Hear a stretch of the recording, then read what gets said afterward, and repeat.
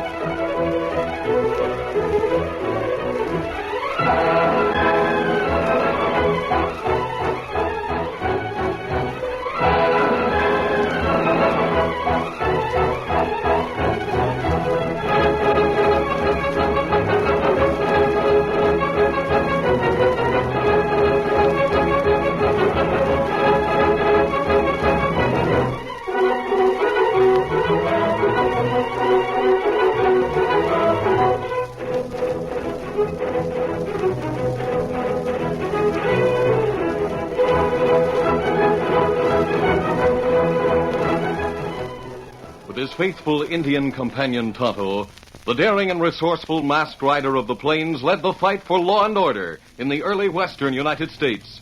Nowhere in the pages of history can one find a greater champion of justice. Return with us now to those thrilling days of yesteryear. From out of the past come the thundering hoofbeats of the great horse Silver. The Lone Ranger rides again. Come on, Silver. Let's go, big fellow. Hi-Yo, Silver! Hi!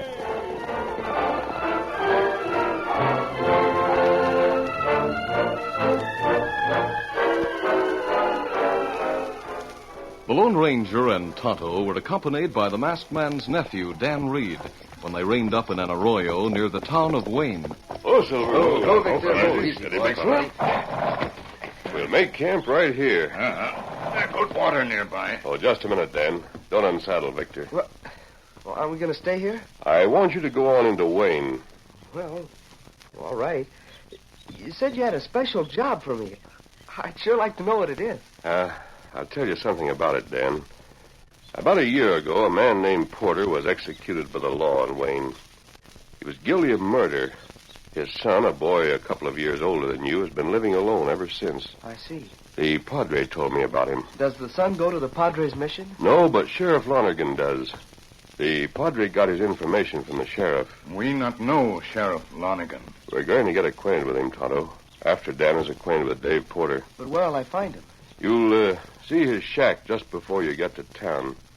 There'll be a lot of wood piled nearby. Wood? Yes, Dave is a wood chopper. That's about all he can do to support himself. See, everyone in town is set against him. Because of his father? Yes, Dan. Golly, that's not fair. No, perhaps not. It's human nature. Now go along and see what you think of Dave. If he's the kind of a fellow you like, it will be worthwhile to help him. Kimasabi, Yes? you not tell Dan about Rod Renfrew. Who's Rod Renfrew? I'll tell you about him later, Dan. I want to get more information first. All right. Steady, boy. Steady, Victor. I'll get on my way. Adios. Adios. Adios, Dan. Come on, Victor.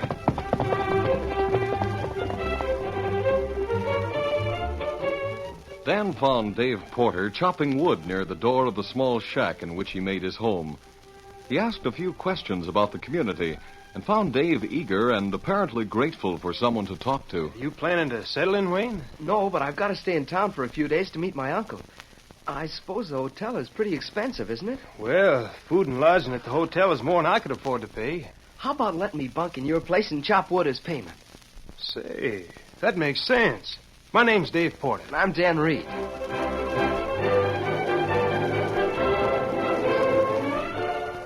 During the next few days, the two became good friends despite the several years of difference in their ages. Dan worked hard helping chop wood to a convenient size, then load it into a small cart and deliver it to the townspeople. Here, Dan. We have enough for another load. Gosh, chopping wood is sure good exercise. Well, it isn't fair for you to work for nothing just to help me. Well, look at the exercise I'm getting. Now, look here, Dan. Let's have it straight. What? Why are you helping me? Why'd you come here and start talking to me in the first place? Well, golly, Dave, I told you I was a stranger in town. I didn't know anyone. Well, you know someone in town now. And you must have heard what they say about me. Oh, gee. Dan, if you aim to stick around, Wayne, you better break off with me. You'll get a black eye for being my friend. People around here are downright cussed, Dave. There's no call for them to treat you as they do. Well, I told you about my dad. It doesn't matter what he did. You've been on the level. Hey there. What? I guess that man's calling to you, Dave. You. Hey, Porter. It's Joe Winters. He's a deputy sheriff. Hold it. Looks like you're in trouble, Porter. Sheriff wants you right away. What's he want me for? I didn't ask him. I'm just delivering his message, that's all. You needn't expect to come back here. You better go and see him pronto or he might come and get you. Get up there.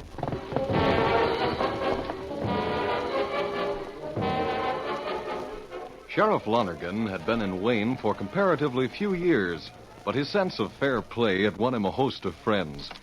Dave entered his office apprehensively. You wanted to see me, Sheriff Lonergan? Yeah, come over here, Dave. Sit down. Sure. Huh?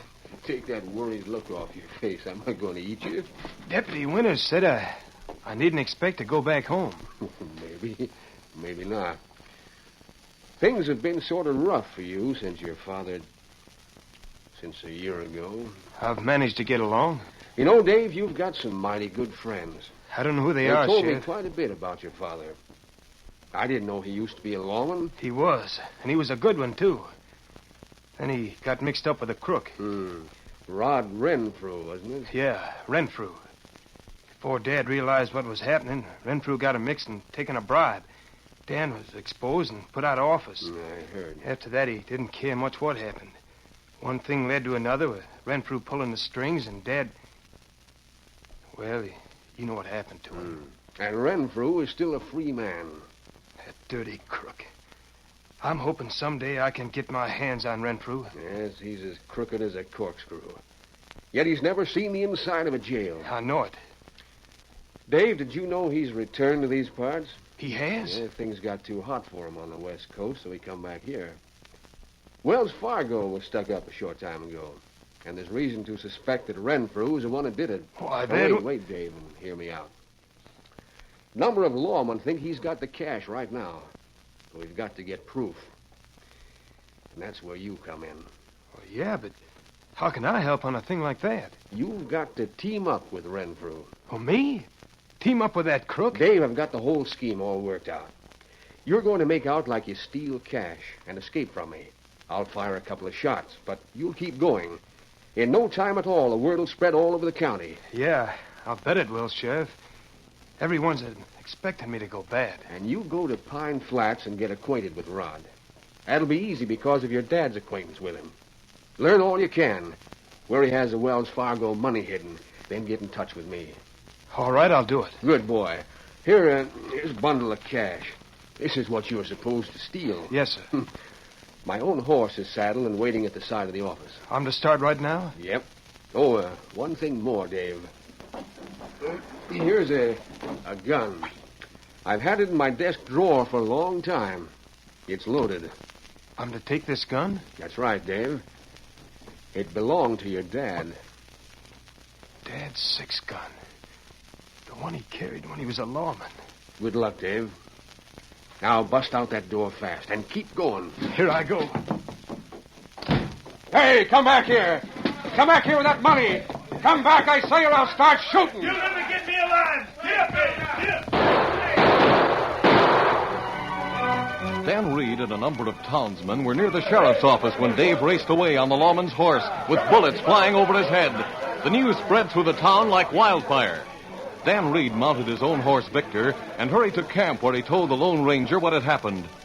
The masked man seemed unconcerned. In fact, he wore a look of mild amusement.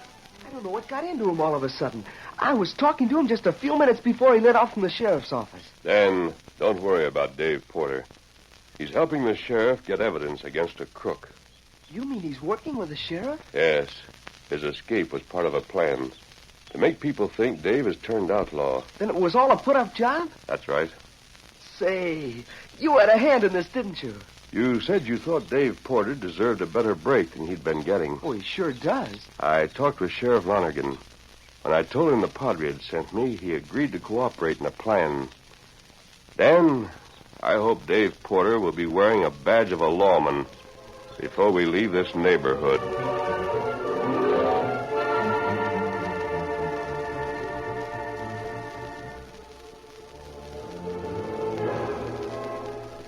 It was about a week after Dave's escape. Sheriff Lonergan was in his home. He was just about to go to bed when he heard a soft rap on the back door.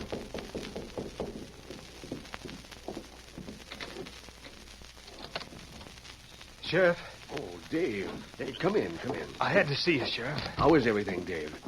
Anyone see you come into town? I don't think so. How'd you make out? I got to Pine Flats all right, and I found Renfrew. He doesn't know I blame him for what happened to my dad. Good. Well, did you team up with him? I told him he had to take me in because I was hunted. I guess anyone in town would be glad to shoot me on sight. Don't let that bother you, Dave. We'll clear your name when we put Renfrew behind bars. I told him Dad had always spoken well of him, and he took me in. But, Sheriff, he's up to something. I don't know what it is. Why do you think he's up to something? He's been questioning me about the Badlands to the north. He was real interested when I told him I knew that country. He was? Yeah. Huh? Don't suppose you learned anything about the Wells Fargo cash? No, sir, but there's a cupboard in Renfrew's place. He always keeps it locked, and he carries the key in his pocket. Maybe that's where the cash is. If he heads north, he'll take the cash with him. And he'll take me, too. I'll have to go. If I don't, he'll get suspicious. Let me think a minute. Neither Dave nor the sheriff heard the back door open. Neither was aware of the fact that a tall, well-built man had entered the house silently and drawn a gun from his holster. Dave, I'll tell you what you do. You play right along with Renfrew. If he says anything about another robbery, you let me hear about it. And if he starts north across the Badlands, you go with him. I'll have men on hand to close in. He'll undoubtedly have the Wells Fargo money with him. He probably will. He wouldn't leave it behind. We'll get that money and get Rod Renfrew. As soon as he's behind the bars, I'll swear you in as my deputy. And let everyone know how you helped get the man who led your father into trouble. How interesting. Renfrew. You're both covered. You followed me. Of course I followed you. I suspected you were up to something when you came to my place with a story about dodging the law. You didn't fool me for a minute. And when you gave me money to take care of for you... well, that was too thin. All right. You know the truth. I heard all I need to hear. I'll take that gun you're packing, Dave. Don't resist. Do as he says. Yeah, nice gun. I remember seeing it when your old man carried it. Still got his initials on it. Well, Dave, I don't like to be tricked, and I don't like spies. You were spying on me. Just a minute, Renfrew. You sent him. Look out! You didn't have to crack him on the head with your gun barrel. I cracked him on the head with your gun. The one with your father's initials on it. Now, get out of here. Go ahead, walk ahead of me. But listen. Do as I say, get going. I aim to cross the Badlands, and you're going to show me the way. No, I won't. Oh, so you're getting conscious, huh, Sheriff? Well, I'll fix that. No. There. What? You shot him. Yes. And I'll toss your gun beside him. Looks like you'll be blamed for a murder when they find that gun. Now I guess you'll be glad to cross the Badlands with me. It'll be better than staying here to hang.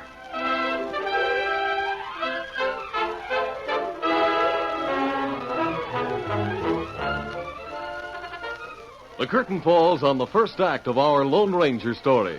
Before the next exciting scenes, please permit us to pause for just a few moments.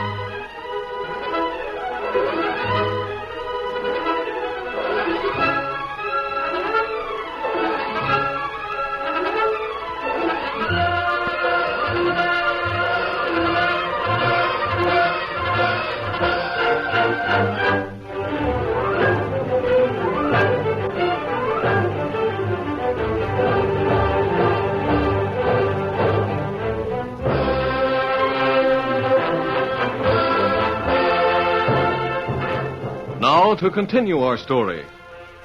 At the point of a gun, Dave Porter was forced to mount and ride ahead of Rod Renfrew from the town of Wayne to Renfrew's place near Pine Flats. When they arrived... Turn up that light. I left her burning low. Mechanically, hardly caring what happened, Dave obeyed. Here's a key. Unlock that cupboard. Hurry up or I'll fit this gun barrel to your head. That's it. Now pull out that canvas bag. Yeah. Wells Fargo. That's right. Wells Fargo's paying my expenses from now on. The sheriff wanted you to find out about that money, didn't he? Well, you carried out his orders. But you're not going to become a deputy because of it. Put it in the saddlebag.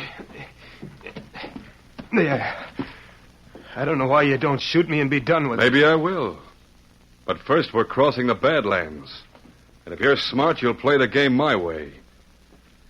Maybe I'll let you team up with me when we get up north. Maybe you can have a pile of money for yourself. We'll see. Tonto had gone into town on the morning following the shooting in Lonergan's home. In less than an hour, the Lone Ranger and Dan, who had remained in camp, saw their Indian friend returning at breakneck speed. Tonto must have some news. Yeah, saddle up, Dan. All right, if you say so. Stay there, Silver. Time's an important factor, or Tonto wouldn't be pushing Scout that hard. That's right. I didn't think of that. Steady there, Victor. I wonder what's happened. We'll soon know. Oh, Scout, hold, fella. Hold, fella. We'll be ready to travel in just a minute, Tonto. I've plenty trouble in Wayne, Kimasabi. They're shooting there last night. Shooting? Young fella in Sheriff's home. Me see deputy. Him look for Dave. Deputy Winters? That's right. Are you ready, Dan? As soon as I tighten this cinch. Easy, Victor. There. You not want to hear what happened in town? I'll find out for myself, Tonto. I want to talk to the deputy. All right, follow me. Easy, big fella. Steady, boy. One, two, there. Come, Victor.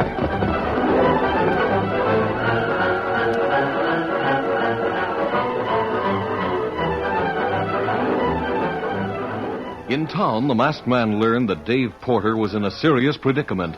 The masked man didn't linger. With Dan and Tonto following, he hurried to Pine Flats, to the place where Rod Renfrew had been living. Everything about this room indicates a sudden departure. I looked out and back. The horses are gone. We'll go outside and see if Tonto's found a trail. Find anything, Tonto? Here tracks. 2 horses. Them head north. Toward the Badlands. How old are those tracks, Tonto? Okay. Maybe 10, 12 hours. 12 hours. Golly, they have a long start on us. Yes, fill the canteens. That's a trail we've got to follow to the end before it's too late.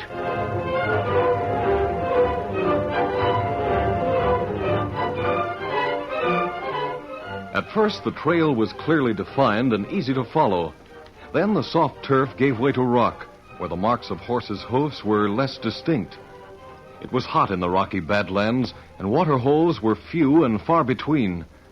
Darkness overtook the Lone Ranger and his friends, and they had to camp until daybreak. The second day was hotter than the first. The sun beat down mercilessly, and shimmering heat waves rose from the arid ground that extended as far as one could see. Late afternoon found the horses of Rod Renfrew and Dave Porter nearly exhausted. The outlaw had been holding a position slightly behind Dave. You better stop again, Porter. Oh, boy, ho. How much farther do we have to go? We're just about 1/4 of the way across this desert. You mean we've got 3 times as far to go? For a moment, Dave made no reply. He turned in the saddle, and his bloodshot eyes held a new expression. He was no longer the defeated captive. His chin was high. There was a certain strange, victorious note in his voice. No, Renfrew. We don't have 3 times as far to go. What do you mean? We're not going any farther. No farther. You remember how long ago we filled the canteens? Yes? Long way back, isn't it? It's even farther to the next water hole. What are you getting at? This is the last of our water, Renfrew. You see it? I'm pouring it on the sand. Oh, stop. Stop throwing out that water. I'll shoot. Go ahead, Renfrew. Shoot and be done with it. Then what'll you do? Did you think I'd lead you to safety? Oh, wait a minute, Dave. Listen to me. No, you listen to me. This is the end of the trail, Renfrew. The end for both of us. Me, I don't mind. I saw my dad living the life of a hunted man, and I don't want it. I'd sooner go out right here. Now. No. There's no need for that. Shoot me if you want to. You're jailed here on this desert, just as much as you'd be jailed in town. And you'll pay the same price for your murder, the sheriff. Roper Desert, it's all the same. Will you listen the to me? only I got difference money, is my lots of dad money. was given a decent burial. You won't get that, Renfrew. Not here. Well, why don't you shoot? Dave, you can find a water hole. You know this desert. I came this far, Renfrew, just to be sure you wouldn't get back. I'm sorry for the horses. Maybe they can make their way to water. I sure hope so. Don't be a fool. Fool? My dad was a fool. I was a fool. We both thought we were smarter than you. You outsmarted both of us. Try and outsmart that old sun up there. Yeah. Try and outsmart those buzzards that are circling, waiting to pick our bones. Try and outsmart this desert, Renfrew. Dave, I'll square things with you. It's too late for that. No, it's not too late. I'll write a note. I'll sign my name to a letter and admit that I shot the sheriff. It'll clear you of the murder. You can take it back with you if you'll only get me to the North Country. Go ahead and find your way, Renfrew. Maybe you can do it without me. I can't. Well, that's too bad. With the water gone, Rod Renfrew's thirst increased tenfold. He pleaded for a time, then urged his horse ahead. Dave followed silently for over an hour. Then the outlaw dropped the reins. His horse stopped of its own accord. Get me away from here. I'll give you all this money. It's not yours to give, Renfrew. That's Wells Fargo money. It'd be a shame if the buzzards up there spoiled it before someone found it. Those devil birds. Don't get them. You won't get them, Renfrew. They'll get you. And it won't be long either. The situation was one to test the courage of a man, and Renfrew failed the test. He slid to the ground, a cringing coward, a weakling in the face of death, while Dave became the stronger man. Both had dismounted. Renfrew had fallen to the ground. Porter, don't let me die. Maybe I ought to drill you, Renfrew. That'd be what you gave the sheriff. My friend, the sheriff. Porter. Dave looked contemptuously at the man on the ground. Fainted. Dave thought he heard hoofbeats, but his own senses were reeling. He tried to focus his eyes. He rubbed them in an effort to brush away the blur. Looks like horses. It seems like I can hear them, too. Ears. My ears are playing tricks. Don't matter now. Nothing matters. It's easier to go this way. The boy slumped to the ground and lay there, clinging to a shred of consciousness. I wonder if that's my dad going. I'm tired. This ends a trail. Easy, big fella. Tonto, you look at Renfrew. I'll see about Dave. Dan, get a canteen. I have one right here, steady boy.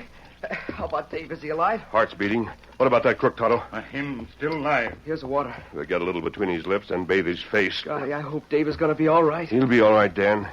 But fix a blanket for some shade until the sun goes down. Then I think we can take both of these men back to Wayne.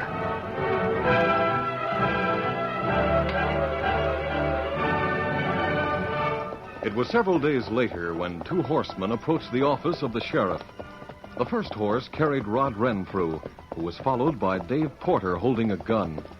The Lone Ranger, Dan, and Tonto had left Dave at the edge of town with instructions to deliver Renfrew to the law. That'll do, Renfrew. Rein up right there. Ho, boy, ho. Dave dismounted. Though he fully expected to be held for murder, he was grimly determined to see that Renfrew was delivered to the law. The door opened, and Deputy Winters came out shouting. Good for you, Dave. Good boy. Huh?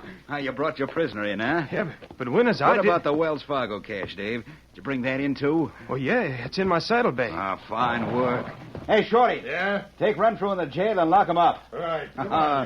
Dave, you'll make a top-notch deputy. I didn't do it, Winters. There was a masked We man. know all about that. And we know you didn't rob the sheriff. It was all a trick. I don't understand. How do you know? Sheriff Flanagan was shot. Shot with your gun, Dave. The gun he gave you. Oh, yeah, but I... Dave, you didn't know it. But when he handed you that gun, he had it loaded with blank cartridges. What? Just to make sure you didn't get yourself into serious trouble. And he wasn't killed. Oh, his coat and leather vest were burned by powder, and he had an awful headache for a time. But aside from that, he's all right. Gosh, Oh, there he is now, coming this way with a crowd following. That's my new deputy. How they're cheering for you, Dave. The sheriff's told them all about you. You mean the people of Wayne are cheering for me? Just listen to them. Good work, Dave. What are you going to do with all that reward money? Yeah, you'll be a lawman like your father. Hooray for Dave Porter. He's sure got nerve. Dave, let me shake your hand, boy. I heard all about you bringing in the stolen Wells Fargo money. Your friend Dan Reed told me. Oh, so that's why he rode on ahead. Gosh, Sheriff, I don't know what to say. I'll tell you what to say. Just raise your right hand. Now put your left hand on this book and repeat what I say. When we're done, you'll be a lawman. Deputy Dave Porter. Oh, Sheriff, gosh, golly, thanks. Oh, don't thank me, lad. You can thank the Lone Ranger.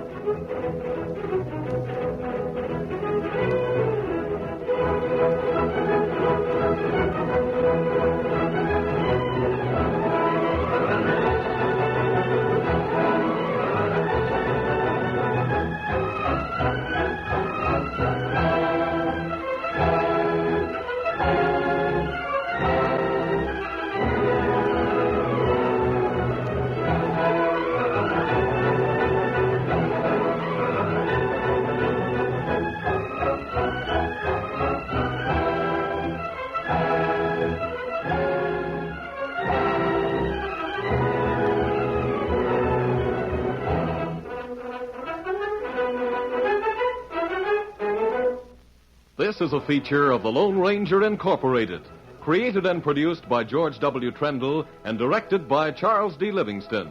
Tonight's story was written by Fran Stryker. The part of the Lone Ranger is played by Brace Beamer.